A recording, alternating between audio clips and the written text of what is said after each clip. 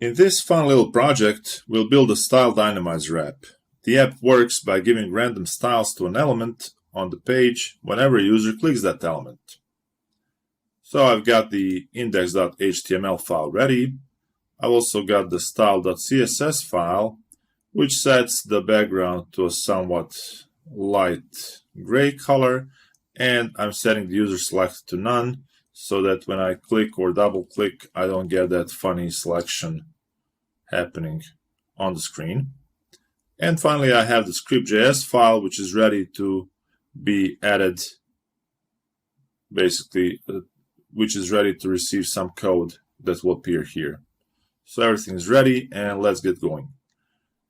First thing that I want to do here is I want to add just some starter code, basically this. So I can style an element using query selector. First, I'll use the query selector method on the document object. I'll pass it in a p tag in the form of a string, and then I'll save that into a tag, into a variable that I named tag.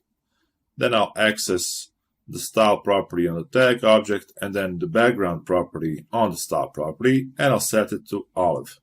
So now that I press Ctrl S, that will update the first paragraph, because the first paragraph here is the match of the query selector. Okay, so I can also style all elements using query selector all. So here's how that works.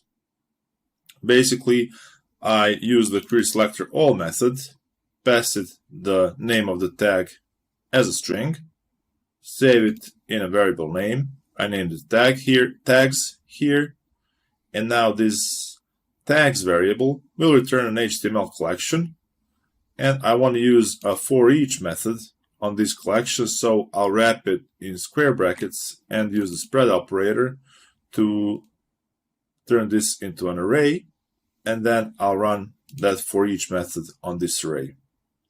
The for each method will do something for each element in the array.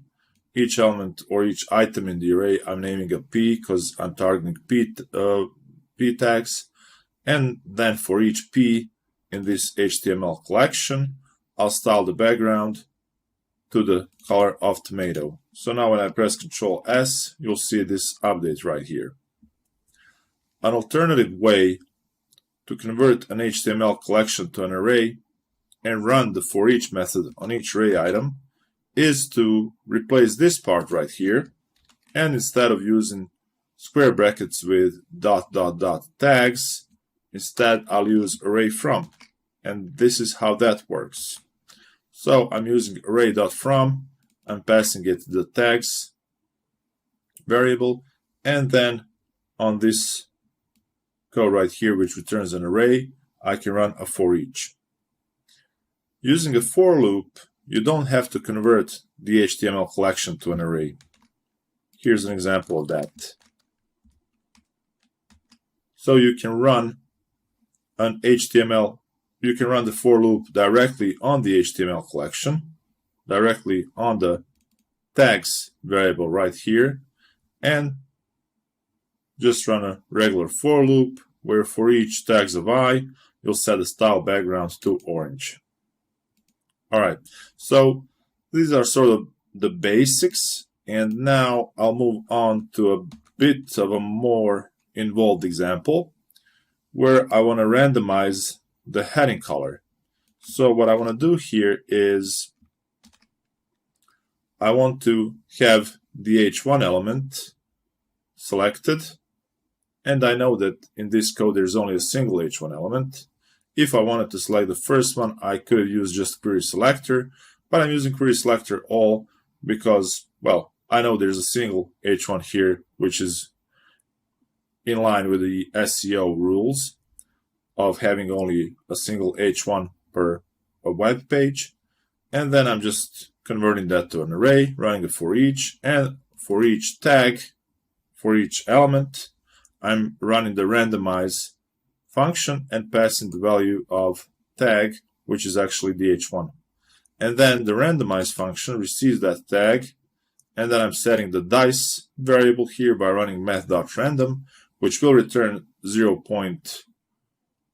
whatever, 0.01 or 1 or something else, and the maximum value that can get returned is 0.9999, etc. So if dice is less than 0.33, I'll style the color to tomato. If it's somewhere in between this range of possible values of the math.random call, I'll style it to be the color of olive. And if the value of dice is greater than or equal to 0.67, I'll color it the color of plum. And then finally, I'm running the randomize heading color function, which will execute all this code that I've just described. So I press the Control S to save this code. This is what I'll get here. And I can click into the browser window to get it into focus. I can press the refresh button, or I can also press the Control R button, Control R shortcut key, and I'll get various values returned. So the heading is changing randomly.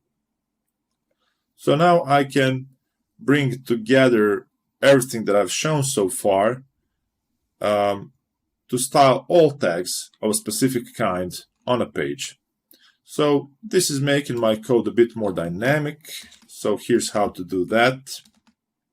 Basically what I'm doing here is, instead of just hard coding a tag right here that I'll then use to color this thing right here, instead of that, what I'm doing is I'm passing it an element, and that can be any element.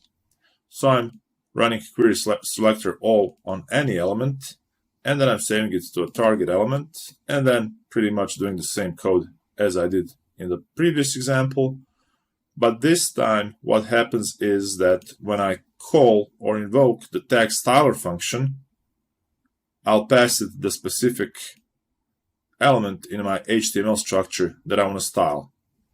So now let me Control S to save, and let's see what happens. When I refresh it a few times, it's still doing the exact same thing as previously, but this time I can also run it on something else, and I know that there are 4 p tags on this web page. So if I save this now, you see that they are getting random colors because I'm running the for each. Then for each paragraph, I'm running the randomize function on that paragraph, and each time I'm getting the random dice value, and based on that dice value for that single iteration through the entire array, I'm getting different values of colors. So that ends up being this nicely randomly colored text right here on the page. All right, so I can also take this a bit further and style a chosen element using the click event.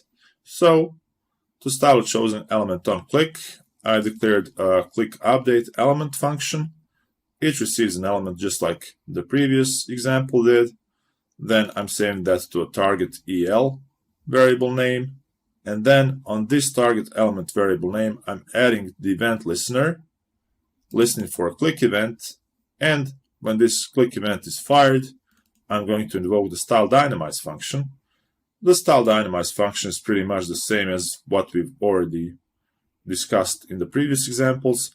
So now here I just have this click update element invocation, and I'm passing it an h1 element right here. So if I save this, and now I can click, and whenever I click on this, it should be one of the 3 colors here: tomato, olive, plum. Sometimes when I click, nothing happens because randomly the new color is the same as the previous color.